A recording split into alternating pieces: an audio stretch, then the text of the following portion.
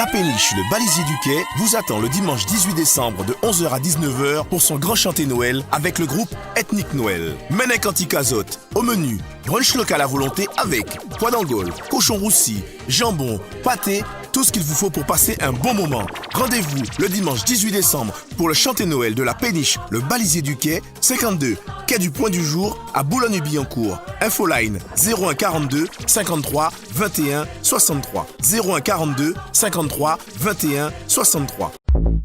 Guadeloupe, actualité. On débute en bref avec le Qatargate, véritable scandale qui jette l'opprobre sur l'Union européenne. Eva Kaili, vice-présidente de la Commission, est démise de ses fonctions. Une décision quasi unanime des députés qui ont scellé son éviction ce matin. Dimanche, l'eurodéputé grec avait été inculpé et incarcéré pour appartenance à une organisation criminelle, blanchiment d'argent et corruption. Elle est soupçonnée d'avoir reçu de l'argent liquide du Qatar pour influencer les décisions économiques et politiques de l'institution. Selon le parquet fédéral belge, des sommes astronomiques ont été saisies au cours des 20 perquisitions menées jusqu'à hier soir. Plus d'1 million d'euros saisis, dont 600 000 euros d'argent liquide découvert au domicile de la vice-présidente déchue, qui entraîne pas mal de monde dans sa chute d'ailleurs. Un gros rester tranquille, comme on dit, pour Eva Kaili, dont les comptes bancaires ont tous été gelés.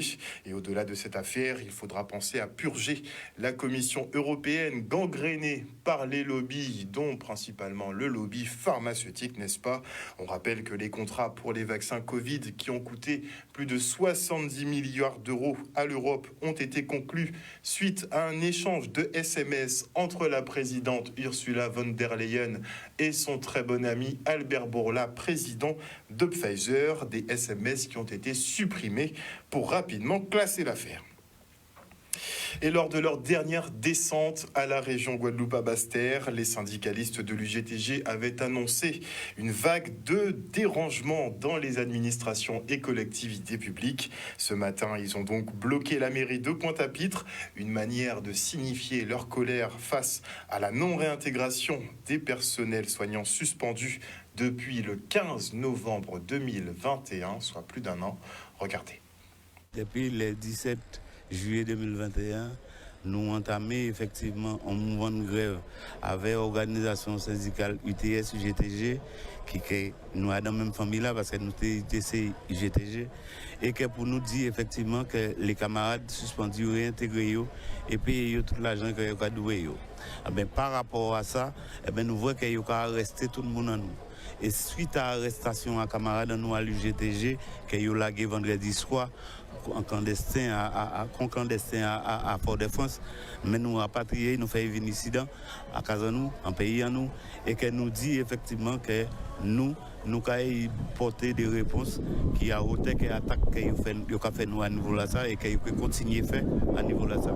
Donc nous avons pensé que sincèrement, il faut nous entrer en solidarité avec les suspendus, il faut nous entrer en solidarité avec le monde qui a fait la jolle et il faut nous entrer en solidarité avec le grand frère qui est en prison à eux pour permettre que nous n'y effectivement un petit bien-être en pays là ça parce que nous avons constaté qu'à niveau là ça si nous prenons la mairie Pointe-à-Pitre c'est que nous avons monté crescendo avait dit que quand nous avons fait en mars 2021 où nous avons demandé nous avons fermé toutes les communes pour une série de revendications et que nous avons obtenu un accord au cadre nous partis pour même bitin là pour dire effectivement les maires les communautés les présidents de communautés les présidents de syndicats tout ça à niveau là ça par rapport à Timounano qui effectivement a souffert devant un centre hospitalier afin qu'ils puissent obtenir satisfaction à la revendication à eux, de porter solidarité à eux et ils peuvent faire ça effectivement en fermant la mairie, en fermant les communautés d'agglo et toute qualité de donc nous prenons le pari d'effectivement apporter message à eux, commune par commune, là nous après taper, demain c'est qu'il y a d'autres, après demain c'est qu'il y a d'autres et nous ni calendrier, nous conseillons, nous monter crescendo. Un reportage signé Michel Depape. Et notez en bref que l'EFS, l'établissement français du sang, recherche actuellement des médecins pour les Antilles. Visiblement, ils ne sont qu'à un tiers des effectifs pour assurer les collectes. Et faut-il revenir aux dispensaires et autres modèles de soins de proximité d'antan? Une réflexion qui chemine au sein des collectivités qui déplorent la désertification médicale en Guadeloupe. Si nous faisons face à une problématique nationale qui s'est accentuée avec une gestion douteuse du Covid, notre archipel fait partie des territoires les moins bien couverts de France. Une inquiétude pour le département qui a soufflé ce matin quelques idées à l'Agence régionale de santé lors de sa consultation sur l'offre de soins. Le directeur Laurent Légendard a d'ailleurs regretté l'absence de la plupart des maires de l'archipel qui se disent pourtant concernés. Le reportage d'Olivier Félix. On est dans une démarche qui est nationale, qui se déroule sur l'ensemble des territoires de la République et les 4 thèmes seront abordés de la même manière sur l'ensemble des territoires. Ce qui nous intéresse, ce sont les idées qui viennent des acteurs, des parties prenantes, des acteurs de terrain et qui sont propres à chaque territoire. Nous avons connu des bus. À l'époque, c'était la DAS qui avait des bus et qui allait auprès des familles pour les vaccinations. Et on faisait des actions de prévention. Moi, j'ai connu ça quand j'étais petite. Et nous voyons qu'aujourd'hui, qu'est-ce qui fait difficulté pour l'accès aux soins? C'est que beaucoup de nos familles ne peuvent pas se déplacer, habitent dans les campagnes. Certains n'ont pas de couverture sociale et ne viennent pas justement jusqu'au médecin. Quand on voit la problématique des consultations médicales, il faut se lever à 4 heures du matin pour avoir un ticket, pour espérer avoir un rendez-vous de 3-4 mois. Donc c'est problématique pour les familles, c'est problématique pour tout un chacun. Et donc l'idée de remettre des bus en place qui va vers la population avec des actions de prévention mais aussi du curatif, à mon avis, serait déjà une des solutions. Donc j'insistais sur le fait que nous voulons avoir de l'innovation, mais nous avions déjà ces outils-là. Et aujourd'hui, nous sommes plusieurs professionnels à demander que ces outils soient remis comme nous les avons connus. Je prends aussi l'exemple de l'abbé Pierre qui allait, à l'époque d'ATD Carmonde, qui allait, lui, là où il y avait les problèmes. C'était pas les gens qui avaient besoin qui allaient vers la solution, c'était les gens qui avaient la solution allaient vers la population. Et pour moi, déjà, si on commençait par ça, à tous les niveaux, au niveau de la prévention, au niveau de l'éducation, au niveau de l'accompagnement des familles, on gagnerait à ce que l'accès aux soins serait beaucoup plus facile pour les familles que nous avons sur notre territoire. Aujourd'hui, j'entends de belles choses. Je vous assure, là, ce ne sont pas les politiques qui parlent. Nous sommes là pour faciliter la parole, pour donner la parole aux gens qui sont sur le terrain et qui vivent la chose, qui ont la compétence que moi je n'ai pas, qui ont l'expertise que moi je n'ai pas, qui ont la pratique que moi je n'ai pas. Donc donner la parole à ces gens-là, c'est important. J'ai entendu des choses très très très belles et très intéressantes ce matin à Basse-Terre et aujourd'hui là au WTC, j'entends des choses qui sont d'ailleurs différentes. C'est pour vous dire, oui, il y a des idées. Il appartiendra maintenant au président de la République, dans le cadre, bien sûr, du résultat global que ça va donner, mais dans le cadre aussi des solutions adaptées à chaque territoire, comment mettre en musique, comment mettre en œuvre toutes les propositions qui vont sortir du terrain. Et maintenant, je reçois Jean-Louis Garcia, président de l'Association pour adultes et jeunes handicapés.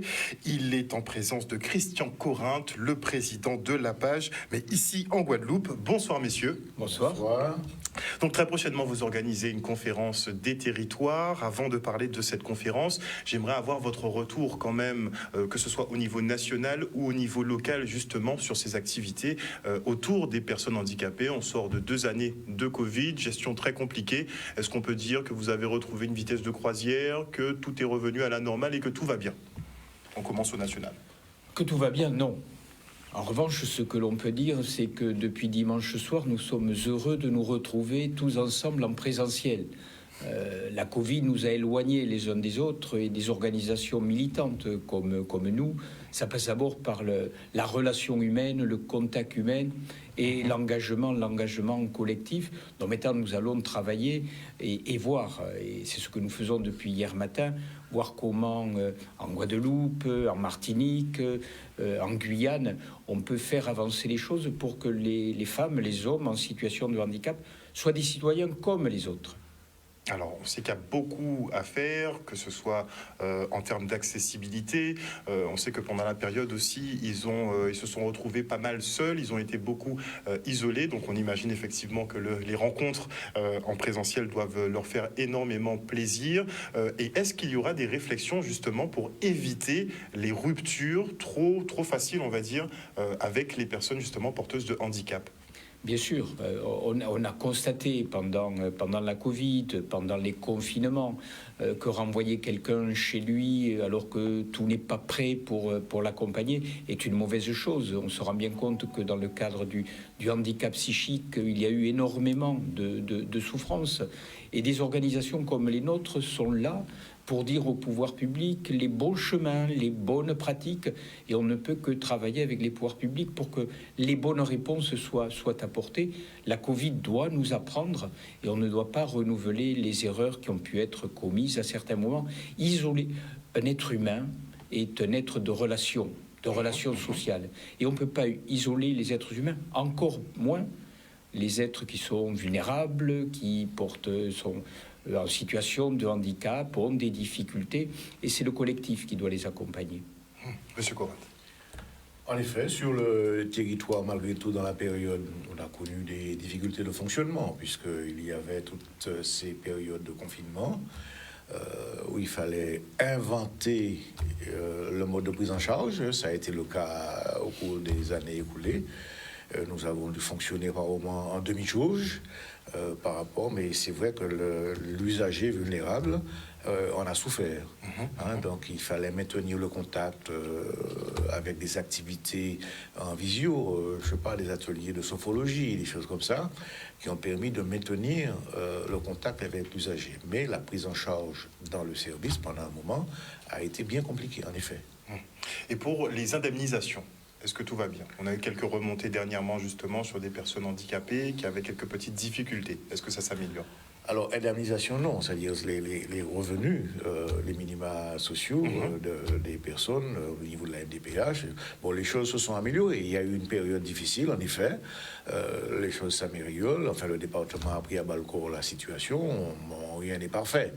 Mais j'entends, et par rapport à nos professionnels, nous apprenons malgré tout que bon, les prises en charge, les retours de dossiers, enfin bon, ce qu'il faut a été fait en attendant.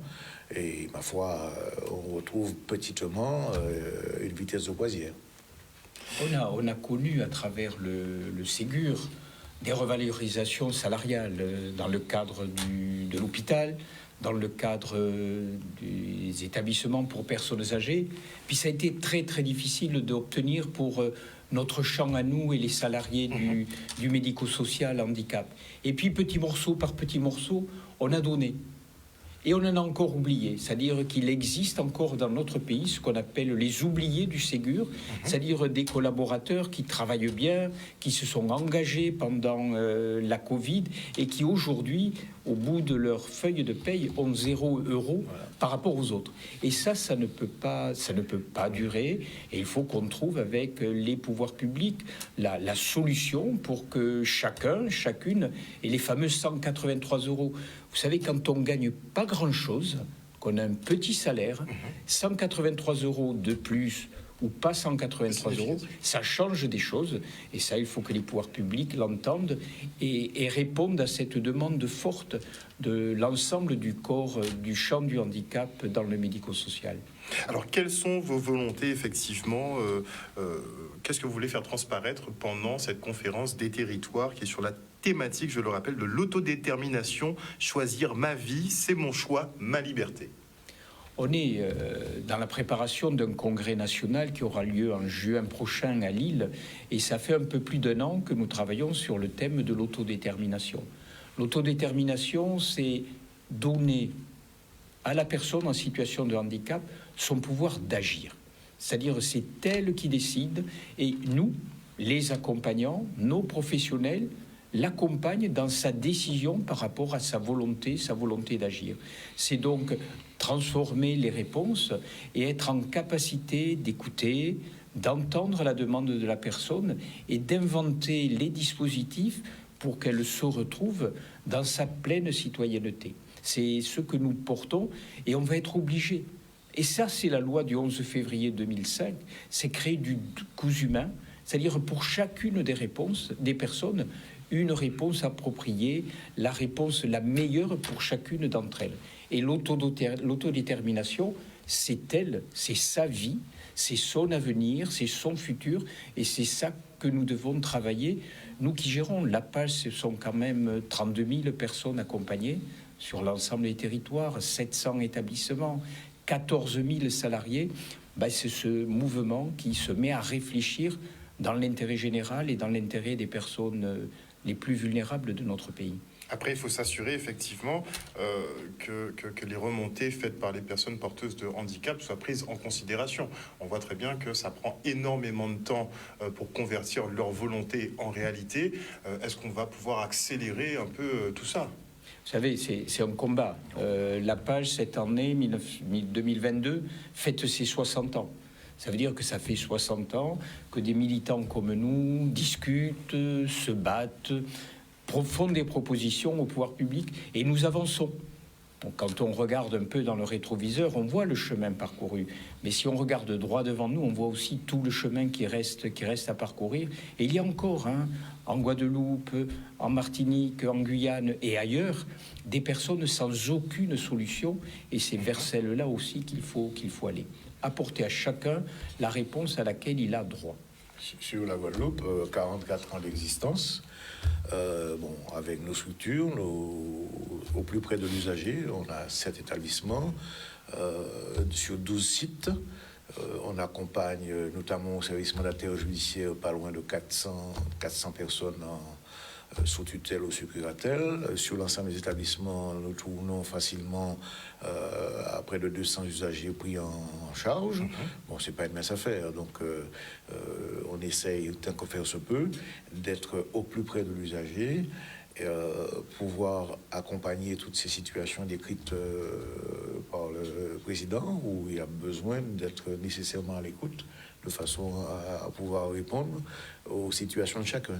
Même si sur le territoire, on peut considérer que nos habitudes du territoire, on va dire, on est près, les gens sont près de leur famille, mais l'accompagnement, nécessairement, c'est sous-tendre à pouvoir avoir l'écoute de l'usager qui souhaiterait s'émanciper.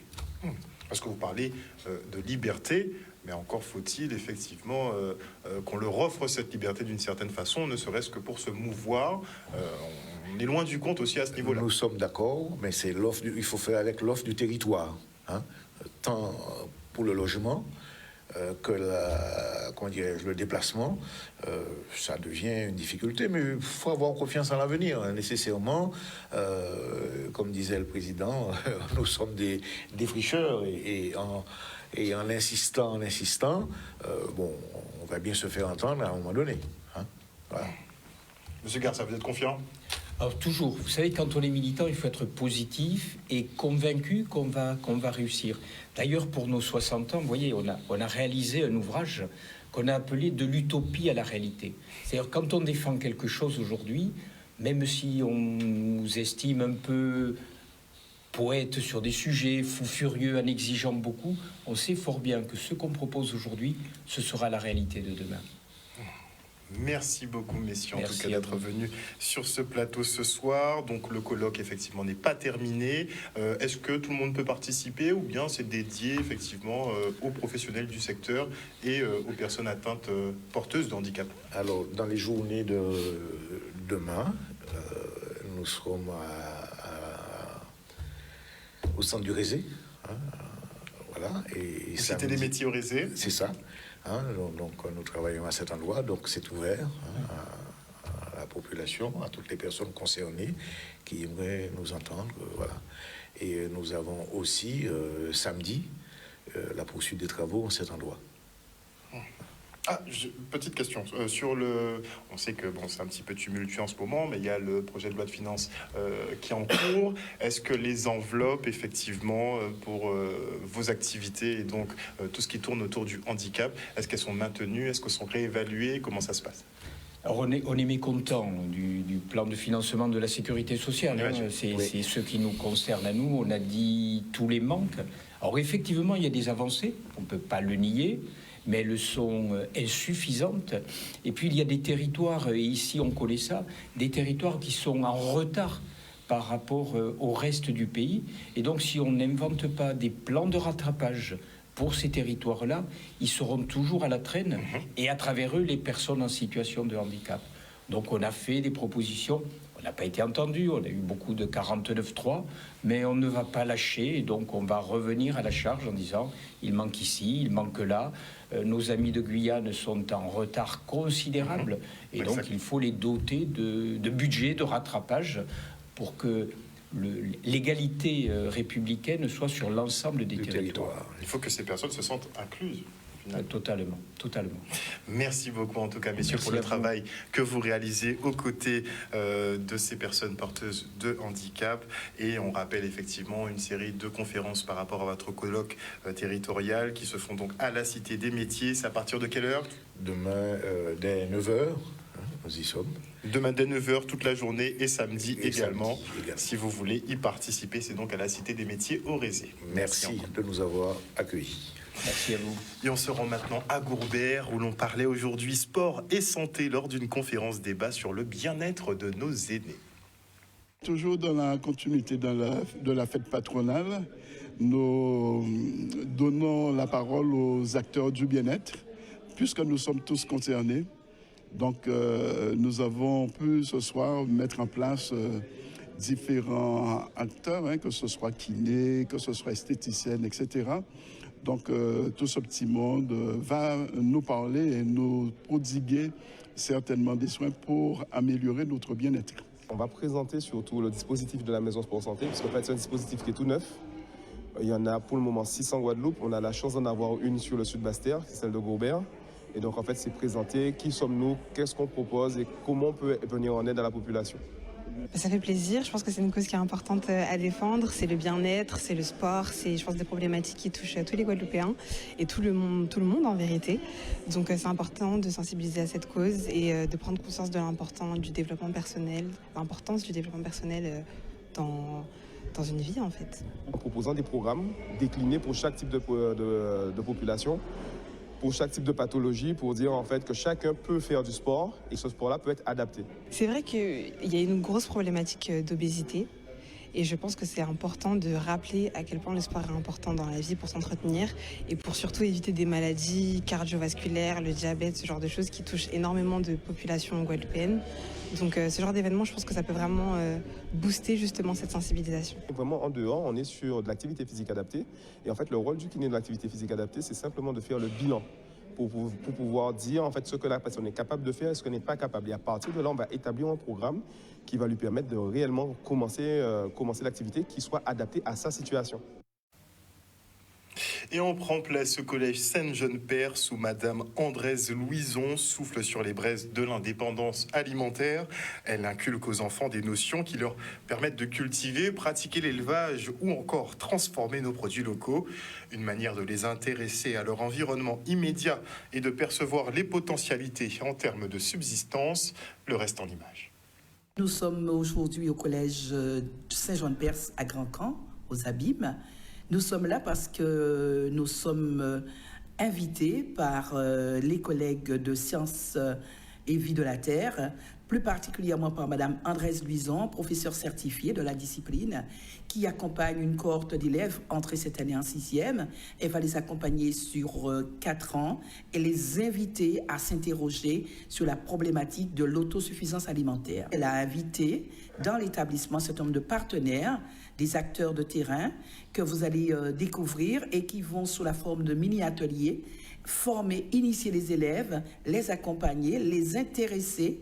Et demain, ces mêmes élèves vont procéder à une restitution sous la forme de conférences où il y aura d'autres intervenants qui vont venir appuyer le travail fait par le professeur et par ses partenaires qui sont sur le terrain aujourd'hui. J'ai été invité par un partenaire pour présenter un peu mon produit dans le cadre de l'indépendance alimentaire. C'est-à-dire qu'ils ont entamé une démarche de cet établissement pour pouvoir sensibiliser les enfants à reconquérir un peu tout ce qui est à nous en termes de patrimoine, mais dans le côté alimentaire. Donc, moi, en tant que confisier coco, je suis là pour leur faire redécouvrir un peu le sucre à coco, revisiter à ma manière. Le monsieur nous a appris que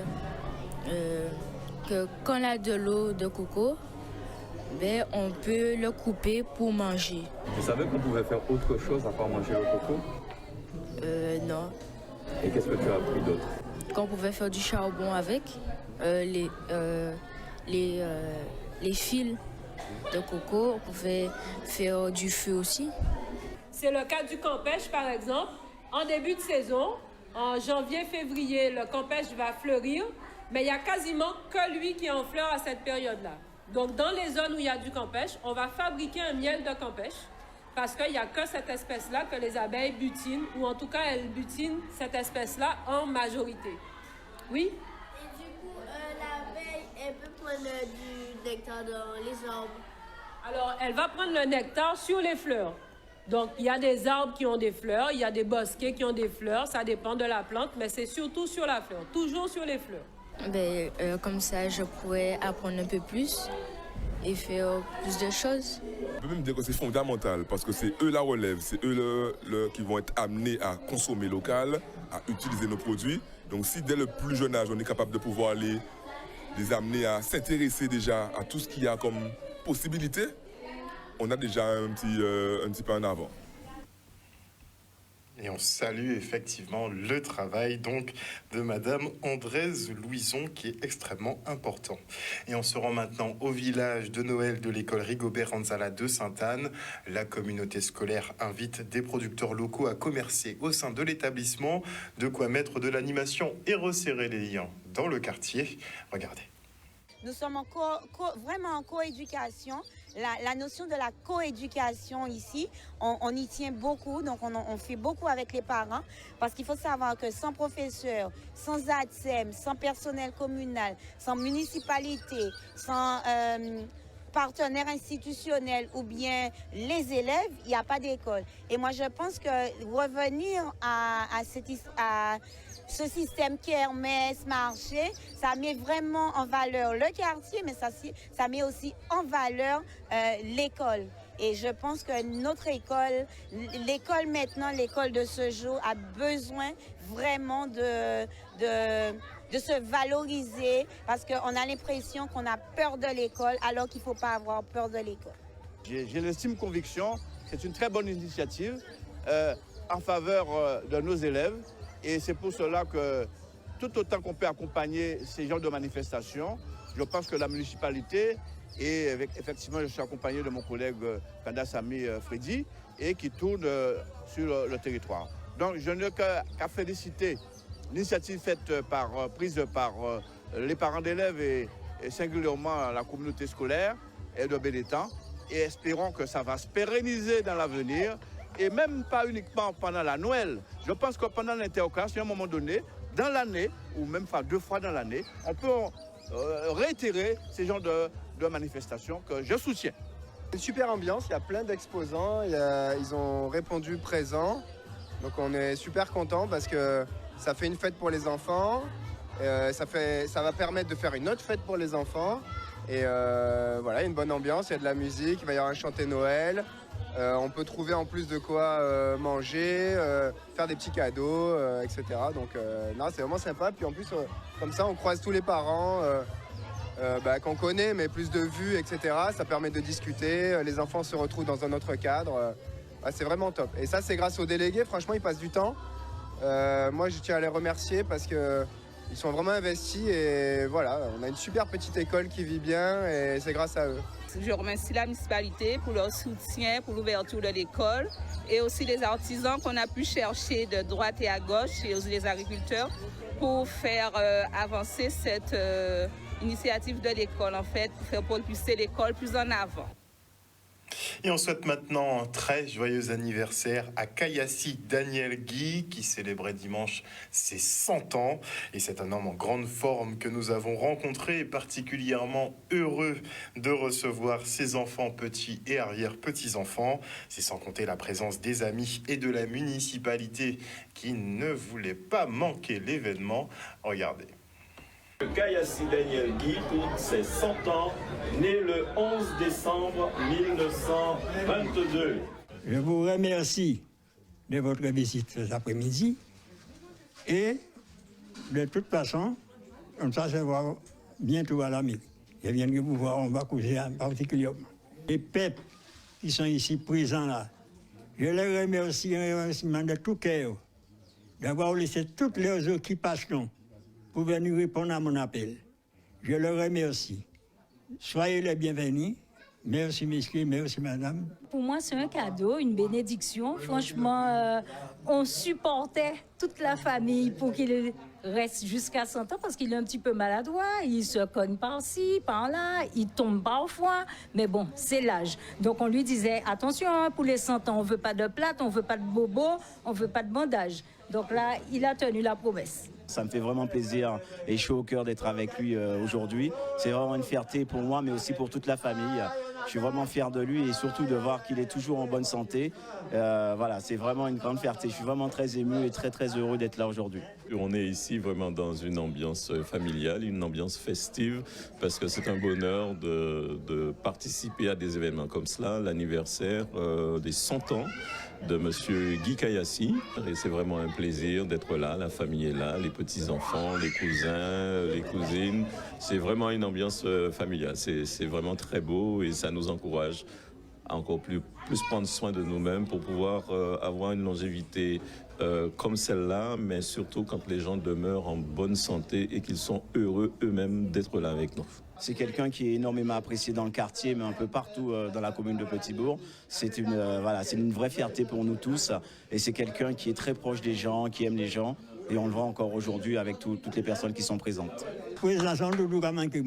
Pourquoi, quand je dors le soir, je me réveille à 3h du matin, je fais ma prière, je fais mon café, je le bois, je retourne, j'allume la télé, après, je tiens la télé dès l'aurore du jour, je mets la radio en route.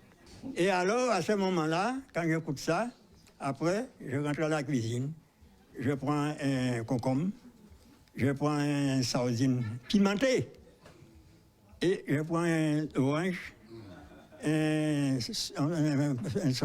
fortinelle, et le petit machin là, yaourt. Outremernews.fr, le site de l'actualité Outre-mer, 24 heures sur 24 et 7 jours sur 7. Retrouvez la chaîne Outremer News sur YouTube.